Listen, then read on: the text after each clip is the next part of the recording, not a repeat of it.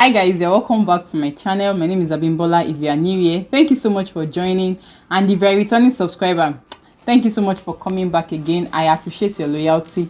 I do not ever take it for granted. If you are new to my channel, this is my husband and his name is Kayode, and we'll be running a series on love, marriage, pregnancy, childbirth, parenting, and everything in between.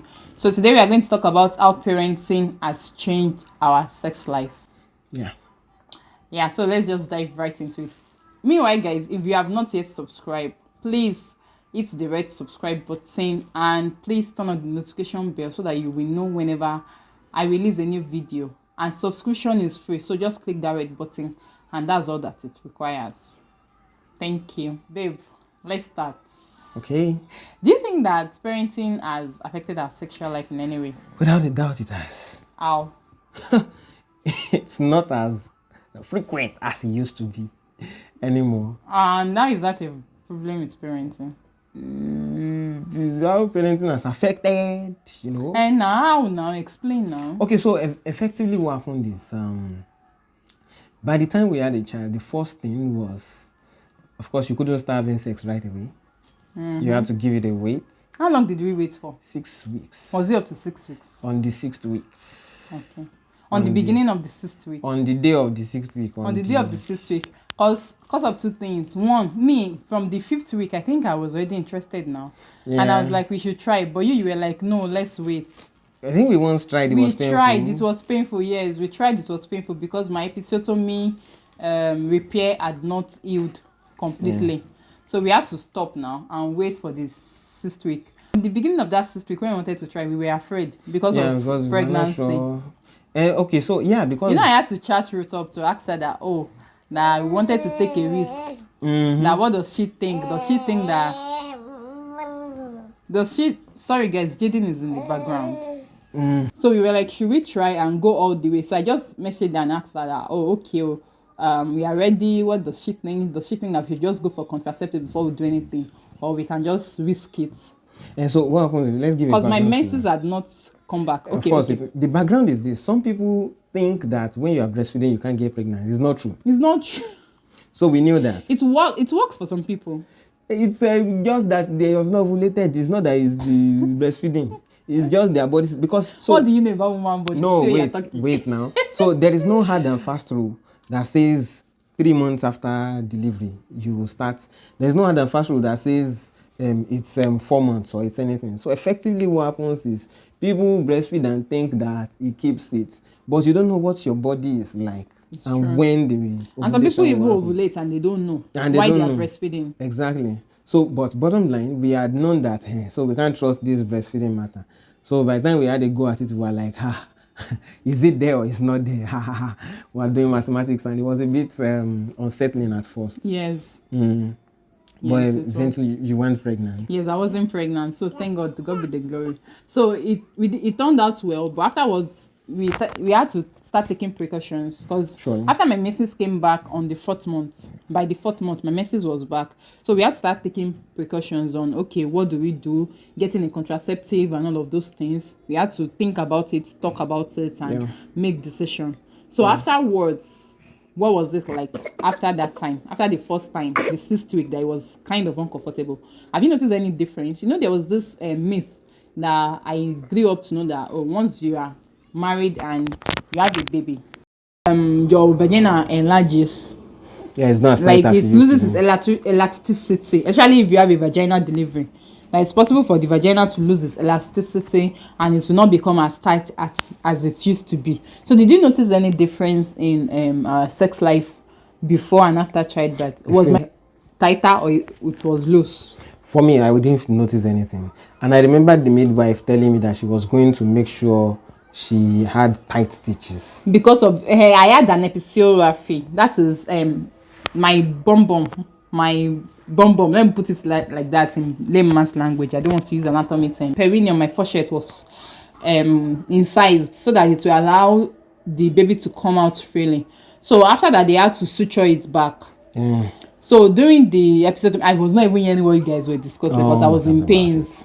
So she told you that I was going to try to make it tight. Make it, make it tight. In her word, she said so that you can enjoy your thing.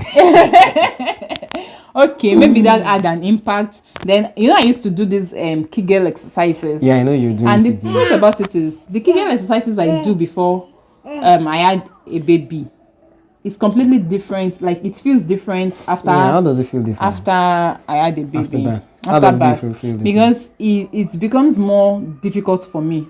Before, it used to be very easy for me to just tighten those pelvic floor muscles without thinking twice. But now, when I try to do it, I just feel that I need to exert more pressure.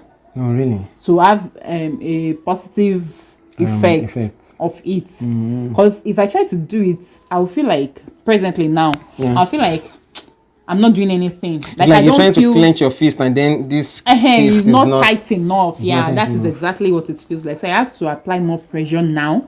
So know that the Kegel exercise is effective as I'm doing it. So it requires more effort. It requires more effort now. I don't know, it may be different from other people, but for me it requires more effort now. So I think that's another thing. Maybe those were the things that helped you not to feel any looseness. Because I also asked a friend. It's not even a friend, my sister-in-law now. I asked her that, because she had a baby before me. That's Grace. I was asking her that, did my brother complain of any looseness in her vagina? And she was like, he didn't complain of anything like that. So I just felt, okay, maybe it is just a myth. Maybe it's just a misconception that people think, once you've had a baby or once you are married, or they just use it to scare us as little young girls so that we'll not go about having sex and all of those things. It's also not improbable that people just feel when something as big as the head has passed through a canal, something as small as it is that. But I think that the muscles can be tightened up. Exactly, because the anatomy of the female body shows that the has elastic capacity, so it can expand and go back to its original size. Let me share this. Angelique Kidjo, when she died, I was reading an article about. What did you call her name? Angelique Kidjo. Okay. I don't know. Angelique Kidjo? No, it's not Angelique Kidjo. Angelique Kidjo is alive. It's the other woman. I can't remember her name. South African singer like that. This Vulin, that woman.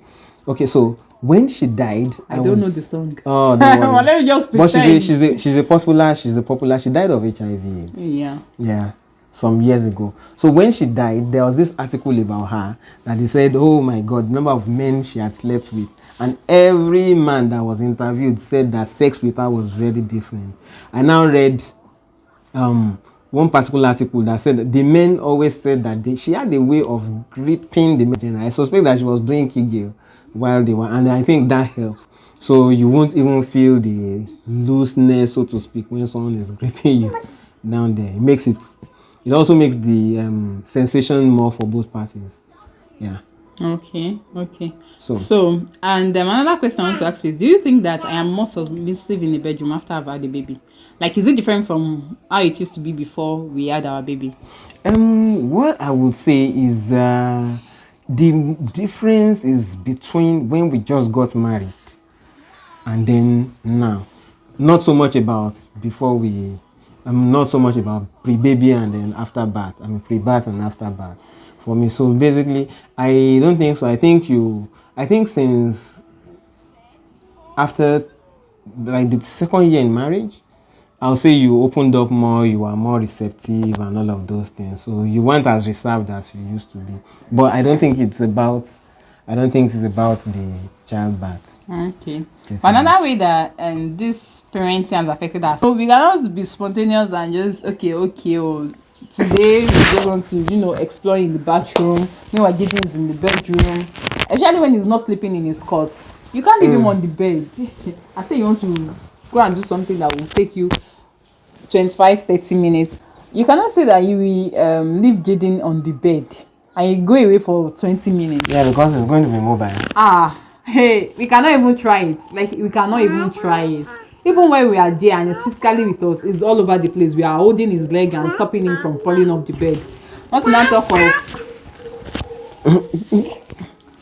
You guys can see what I'm saying now. It's all over the place. So if you want to leave this kind of person alone, it's not going in to the room, I am going to do one in the kitchen or in the bathroom or wherever, or in the sitting room. You pick him in unlikely places. Exactly. So it's just better. Like, So that has affected. It has affected us. It has affected us. So, and our timing too has changed. Yeah. Cause you guys, so many things you don't know before you have a baby. Now we cannot have sex during the day when Jaden is awake. Cause the kind of close observation he would do. They look at you like. We'll just be looking at you like. When you are cuddling, you look like. What I are you remember doing? when it was still, was it 3 months or 4 months that day? 3 months now, Yeah. And he woke up from sleep and did not even make any sound. He was just looking at us. He was inside the skirt. Then we were still in Ife now. Yeah. So he was looking. He was inside the skirt, that bassinet. He was in the bassinet and he was looking at us. Meanwhile, we did not know that he was awake already. So after we finished and we just said, okay, let's check the baby. We saw him with looking at us, and it was like, what are you people doing? A kind of facial expression of curiosity. What are these people up to? What's going on? It was embarrassing for me somehow, but I just felt it's still a baby, does not know these things. But now this boy is 11 months. We are counting down to 1 year, and man, you cannot do stuff like that. I know that because people find it strange, but I tell them I remember my first birthday very clearly, and they're like, how can you remember your first birthday? But I remember, I could mention a few people who were there if they could. So I know that if I could remember my first birthday, my son would probably do better than me. Another thing is, you know that yesterday when we were filming the video, one of the videos I wanted to put out, he was sleeping in the sitting room. Yeah. And he found his way to the room. So you already know that this boy is already aware of the environment. He knows his parents' voice. He knows what he sees. At least he already knows what his house looks like. Because he didn't crawl to the kitchen. He did not go to the dining. He just came straight to the room. Yeah. So you already know that, okay, he's already aware. So we cannot try stuff like that in his presence. Not anymore. So that's one of the ways. So now if I'm feeling like, okay, I want to get down. You have to think at about 2 p.m. So, I have to think about, is JD sleeping or is he awake? Where is he? Can we do this? So these are the things that has changed as parents for us. Yeah. And I don't know, do you think that it will get better with time? No, I think the more it grows, the more complex it becomes. Yeah, because he's at that innocent, I don't know what sex is. But then mommy and daddy are together, why am I not there? If he has a sibling, they will play together, and then at some point, let's go and meet mommy and daddy. It's not going to get easier. That's what I've told myself. And that is the place where deliberateness has to come in. You just have to tell yourself that, okay, it is me and my husband first. Like, it is the two of us first. So we must always find time, create time. You remember that time? See, I'm still looking forward to that time again. That time when I came to Port Harcourt, we had not started living together then. Okay. And I was home alone. And you just came in from work during your break period. Okay, I left work at break, yeah. He left work at break. And he just, he just came back home. And I'm like, what's wrong? He did not even tell me he was coming home. He just came back home and everything, sharp. We we fired down, and it was very nice. Like, it was very lovely. It was great. I enjoyed it. You still don't know at the office. How we didn't know? How are they supposed to know? So that kind of a thing, once in a while like that, just do something different to just spice up your sex life. Yeah. Not just the normal. Don't let it become a routine, because at some point in our marriage, it became mechanical. It became a routine. So we just had to talk to ourselves and find a way. Then when we had some break, by the time we came back, it was explosive. Yes. Sometimes you may decide to take a break. Maybe a week break, 2 weeks break. Sometimes we go on 3 weeks break. Yeah. But by the time we are back together, it's like back like we never left. It's like the song of Fire and Ice. So, see, the basic thing is know what works for you. Yeah. Know what works for you in your marriage. Communicate about it. And talk about it. See, you have to talk about it. It was recently I learned to talk about sex. Like, after we discussed, what was it like?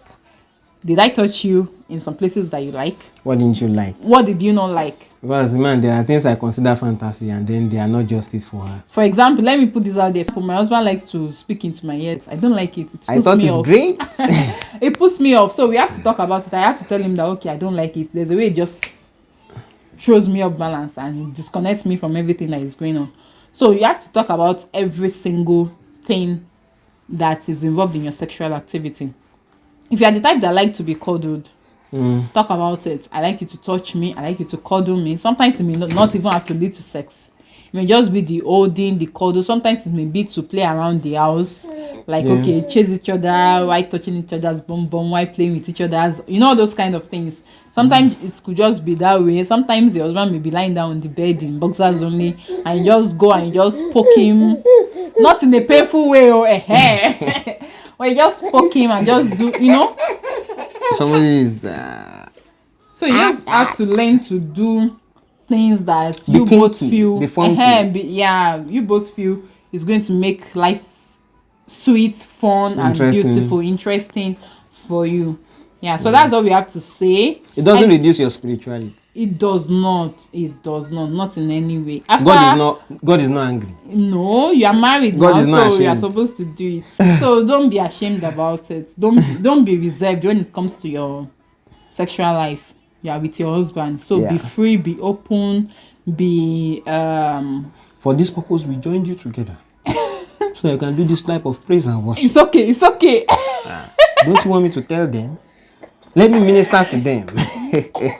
So now, I personally, I would say I feel more relaxed when it comes to that topic. I feel more relaxed to talk about it, because sometimes I used to shy away from all this kind of topic, but I feel when you don't talk about it, other people will not know about it now, and things become like it used to be in the days of our parents, where they don't enjoy these things, or they have things they wish they can do better, and they cannot tell it out to their husband or their this thing. I remember my mom used to tell me some things about my dad, but she cannot tell it to him.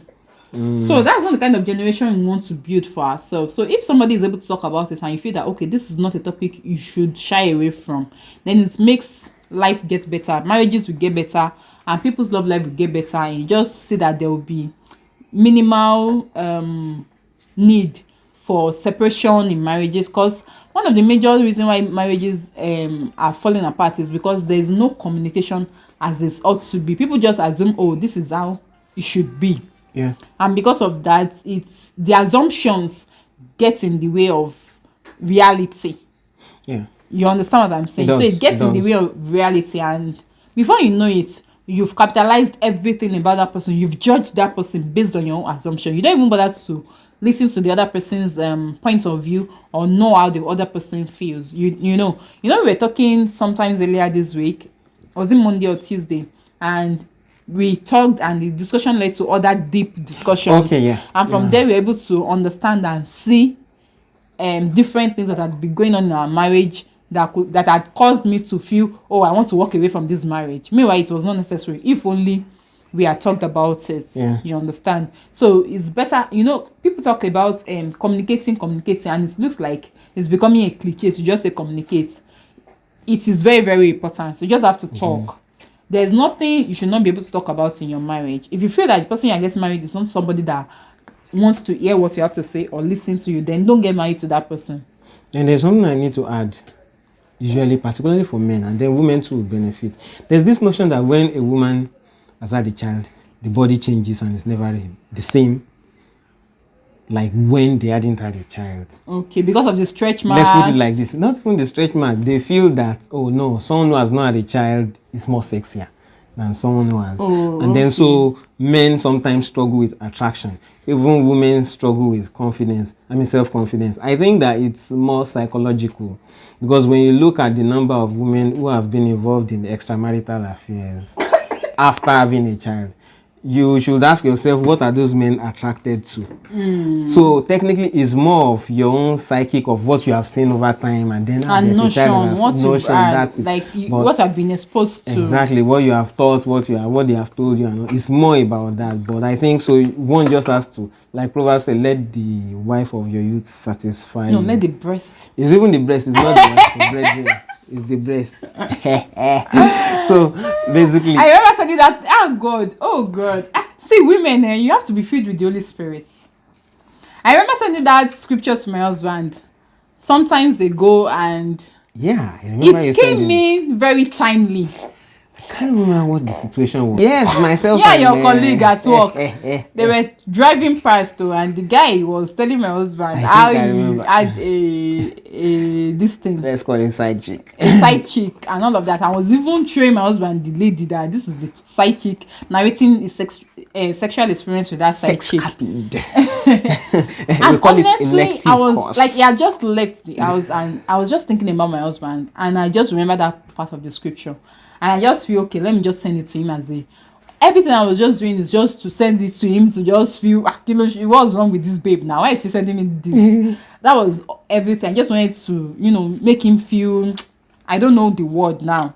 It's not because I was thinking he was about to cheat on me or something. It's just sometimes you just send captions, or you send quotes related to all these naughty things now to yourselves. So I just sent him that Bible verse, and when he came back home, I was like, why did I send that thing to him? I said I just felt led to send it to you. And he was like, it was very timely. So he was explaining to me how it was the moment where his colleague was showing him the baby. He had just had extramarital affair with, and describing this. And I'm like, oh, wow. Call it elective course now. It's elective course. Talk about sending pictures. We don't send each other nude pictures. Because if you go and send it to church WhatsApp group. Oh, not even now that. Not now that WhatsApp and is as now. a tech person, let me tell you that messages you send sometimes get backed up on your host servers. You can't be sure. Forget that thing that they tell you they're not backing up your messages. It's not impossible. You can't tell that they don't have it on their server. Now you are probably negligible. You are 1 in a million and nobody will know. But you never can tell. All the celebrities that had their notes leaked online, it's not that they saved it on iCloud. Surprisingly, iCloud got. It's supposed to be one of the most secure social media stuff. It got compromised and it's all over there. Till today, they have not been able to gather it. So we don't put your this thing. I need to know you cannot share in the public. Don't go and share it on social media apps. Don't be overtaken by technology. Stay where our grandpa and our grandma stayed. Their notes didn't hit YouTube. My note will not come across Twitter. So guys, yeah, that's basically it. This video should not be too long. So that's basically all we have to talk about concerning parenting and our sex life. So we hope you really enjoyed this video. Let us know your thoughts in the comment section, and give this video a like. You guys should engage my content now. Give it a like, drop comments, share, subscribe. That is all I'm asking for. Have I asked for too much? Please, Bikono, enjoy. Oh yeah, don't think about it again. Just click subscribe. just click it. You are doing like you want to click and then you are just click. Thank you so much, guys. I'll see you again in my next video. Till then, stay safe and stay blessed. Bye.